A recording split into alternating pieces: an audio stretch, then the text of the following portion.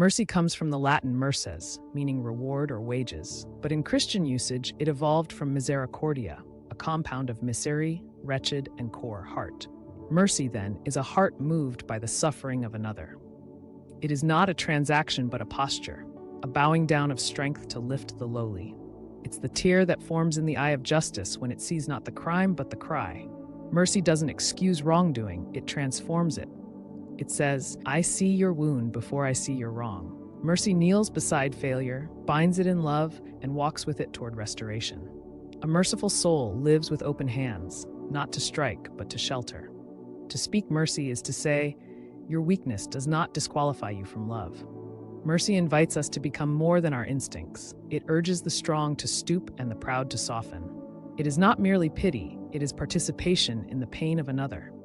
The merciful heart becomes a shelter, a refuge, a living testament to divine love that chooses to bind, not break. Courage comes from the Latin cor, meaning heart. Originally, courage meant to speak one's mind by telling all one's heart. It was not about the battlefield, but the vulnerability to be seen. Courage pulses through quiet defiance and fierce devotion. It is the mother who rises again despite despair, the worker who shows up with integrity in a world seduced by shortcuts, the child who dares to believe they are loved even when abandoned.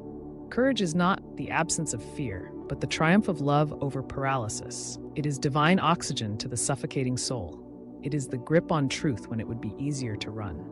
Courage is the posture of the soul that refuses to bow to lies. True courage does not perform for an audience, it roots itself in inner conviction. Courage allows us to say no when everyone nods yes. It fuels the conscience to stand alone, and in doing so, it calls others to rise. Grace finds its root in the Latin gratia and the Greek charis, meaning favor, kindness, or goodwill. It is the beauty of giving without demand. Grace is rhythm, a flow of divine generosity that asks for nothing but transforms everything. Grace does not merely cover, it awakens. It reaches into the places shame has called home and whispers, you are still worthy. Grace is the poetry of heaven written across the scars of the earth. It rebuilds without humiliating. It gives the last word to love. A soul steeped in grace becomes a healing presence, never blind to sin, but always clearer about redemption. Grace breaks cycles, softens cruelty, and gives people the dignity to try again. Grace is the invitation to begin again without the weight of the past. It recognizes the wound and still believes in the promise. When grace is embodied, it becomes the melody of renewal sung in the key of kindness.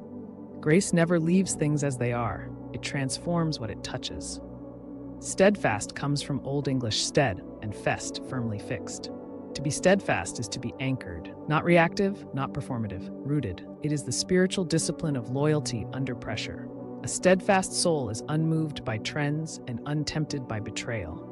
It stands not because it is unmoved by emotion, but because it is ruled by truth.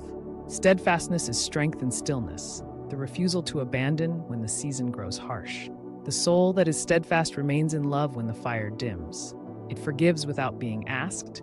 It does not flee in winter, but becomes shelter. Steadfastness is holy resilience, not the loud kind, but the enduring kind that never lets go. It doesn't waver when flattered or falter when forgotten. The steadfast soul holds the line not because it must, but because it believes in what stands behind it. Loyalty is not a cage, it is a crown. Light comes from the Old English liot, related to the Latin lux, which does not only imply brightness, but illumination and clarity. Light, in its truest form, is not just what helps us see, it is what helps us be. Light reveals but never shames. It warms but never burns. The soul needs light to grow. Without it, our inner world becomes claustrophobic. Light is truth with kindness. A person who carries light offers direction, hope, and clarity. They do not overpower, but they guide. Light walks into dark rooms and refuses to be changed by them. It is the presence of love in the language of clarity. Light does not compete with darkness. It simply shows up, and darkness cannot remain. Light is the rhythm of dawn after despair. It does not rush the sunrise. It assures it will come. Light in the soul is the clarity to choose integrity when confusion seduces. Peace comes from the Latin pax, meaning a pact or agreement, and from the Hebrew shalom, which means wholeness, harmony, and flourishing. Peace is not the absence of war. It is the presence of order, beauty, and inner security. A peaceful soul is not untouched by chaos, it is simply unruled by it. Peace is what happens when trust becomes a climate. It is when the inner weather is not stormy even if the outer world is.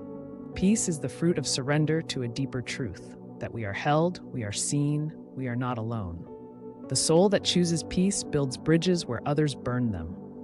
It pauses before speaking, waits before reacting, and listens for the voice beyond the noise. Peace doesn't erase conflict, it transforms its terms. It is not apathy, but confidence rooted in truth. Peace is the interior harmony that allows us to move through the world as healers instead of hurters. Peace is not disengagement, but deep engagement with a higher order. It is the still water that reflects heaven. Hope stems from Old English hopa, meaning trust, and is related to the German hoffen, to expect. Hope is the lifeblood of endurance. It is not naive wishing, it is anchored expectation. Hope does not deny suffering. It refuses to let suffering have the final word. It holds the line when joy seems delayed. It is patient strength. The soul fueled by hope sings in silence, dances in ruins, and keeps sowing in famine. Hope is not a mood, it is a decision. It chooses to believe that light will come even if it comes slowly. Hope refuses to betray the future just because the present is hard.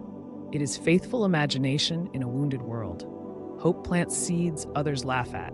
It lifts its eyes when most drop their heads. It finds stars in the fog. Hope is the holy defiance that says it is not over yet. Hope survives the night because it knows the morning is not a myth.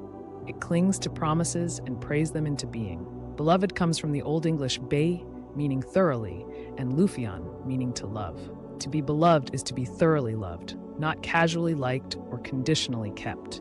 It is to be known in full and still embraced. Beloved is identity before activity.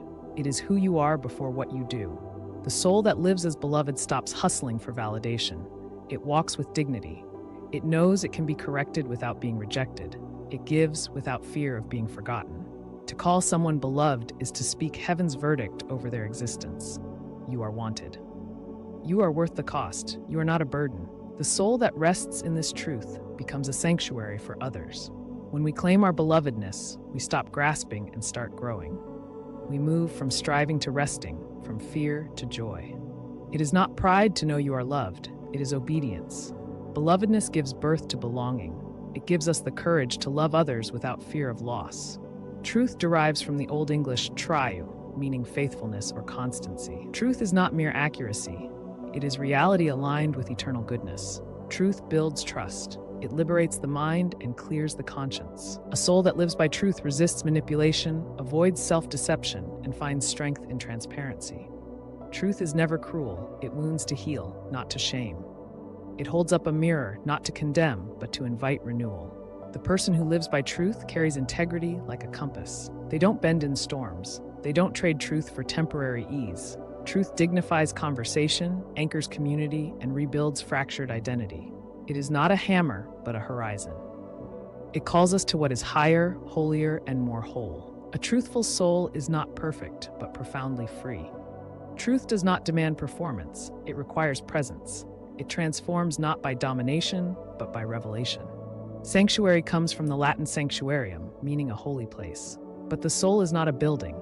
It can become sanctuary when it protects what is sacred. A sanctuary is where noise is hushed and presence is amplified. The soul that becomes sanctuary offers calm to the anxious, warmth to the ashamed, and space to the weary. It doesn't fix, it welcomes. It doesn't preach, it holds. Sanctuary means you can be real without performance. It is a soul that has learned to be with God, and so it can be with others. In a culture of rush and rage, a soul that lives as sanctuary becomes sacred ground where others can finally breathe. Sanctuary does not isolate itself from pain, it becomes a resting place for it.